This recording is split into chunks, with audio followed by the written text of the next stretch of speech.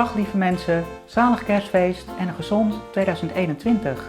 Kerst vieren we dit jaar anders dan we gewend zijn. Al meer dan 9 maanden verloopt het enige menselijke contact dat we mogen hebben via een beeldscherm. We worden gegijzeld door de politiek, de media en andere foute gasten. We moeten leven in een surrealistische wereld waarvoor ik altijd al gewaarschuwd heb.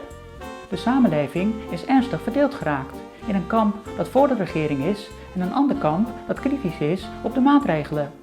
Ik wil even stilstaan bij een aantal zorgen die ik heb. Ik maak mij zorgen. Fundamentele grondrechten worden geschonden alsof onze menselijke waardigheid niets meer betekent.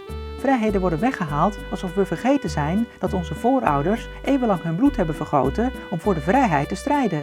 Een orgie aan angstpropaganda in de media heeft ervoor gezorgd dat we klakkeloos alles doen wat de overheid zegt, zonder dat mensen daar ooit een wetenschappelijke onderbouwing voor gezien hebben. Openbare cijfers en andere informatie die erop kunnen duiden dat het verhaal wel eens anders kan zijn, worden weggelachen en gecensureerd. Geen kritisch woord van journalisten, advocaten, rechters en artsen, behalve dan op wat obscure websites, waardoor het heel makkelijk wordt om die informatie belachelijk te maken. De mensheid heeft de afgelopen maanden zijn ware aard laten zien. Ik maak mij zorgen. Hoe kunnen we in de toekomst nog met elkaar samenleven? Hoe kunnen we samenleven met mensen die geen gezond verstand hebben? Met mensen die in hun domheid nepnieuws verspreiden.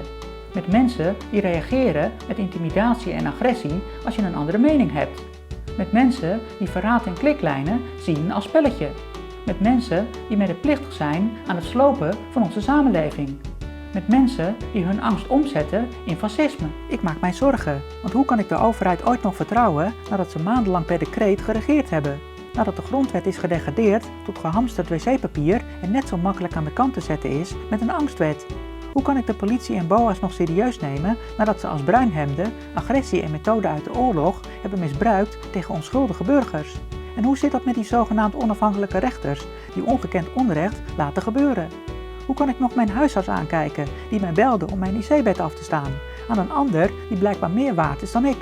Wat moet ik denken van al die artsen die mee hebben gedaan aan deze poppenkast en niet hebben geprotesteerd toen we medisch besodemieterd werden? Ik maak mij zorgen over de toekomst. Zelfs als alles weer een beetje normaal wordt en we onze medemensen vergeven hebben, zijn we nog niet klaar. Het verhaal gaat dat de killervirus is ontstaan doordat ze in China een vleermuis gegeten hebben. Maar als de verspreiding van een virus zo makkelijk gaat, waarom is het dan niet eerder gebeurd? Waarom mag de waarheid niet onderzocht worden? Is er soms opzet in het spel? En waarom spreekt niemand over verantwoordelijkheid?